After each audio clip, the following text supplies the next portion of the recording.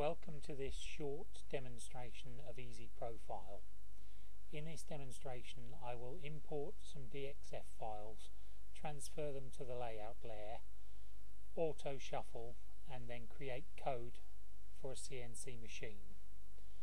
First of all, I'll go to the file menu and import a DXF file.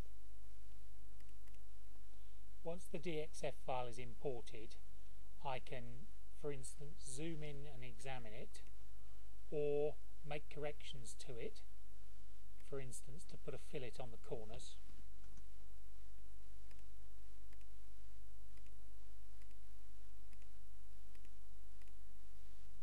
When the profile is ready, I can transfer it to the layout layer. Once on the layout layer, you can see that the profile is there and that an outline has been drawn around it, indicating the offset for any cutter. We can adjust that offset later when we auto shuffle.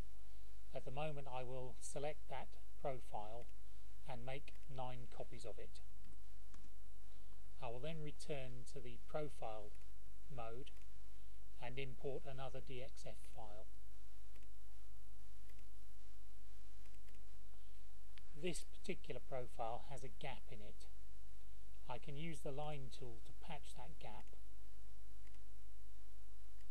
like so, and then transfer that profile to the layout layer. Once again I'm going to select it and make 9 copies.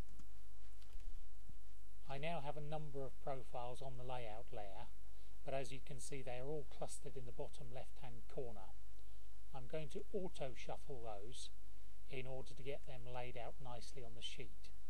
Auto shuffling tries each of the parts in a different orientation and in a different order to get the best layout on the sheet, to minimise material use and also optionally to minimise the path between profiles so that they can be cut more efficiently on a gas cutter.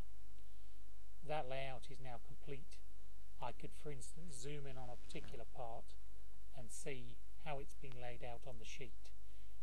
If I hover my mouse over it, you'll see the path that the cutter will take around that particular profile. From here I'm going to create code for the machine tool.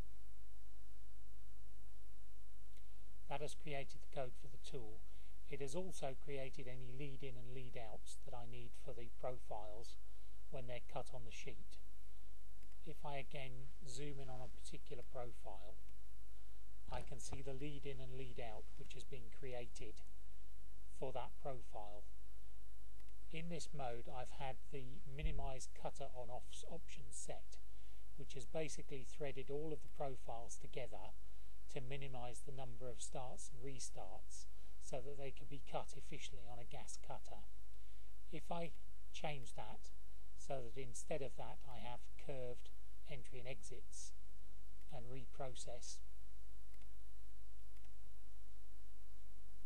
then this time when I look at the part layout I can see that I have curved entry and exit on each of the profiles and how that is applied. That concludes this short demonstration of EaziProfile.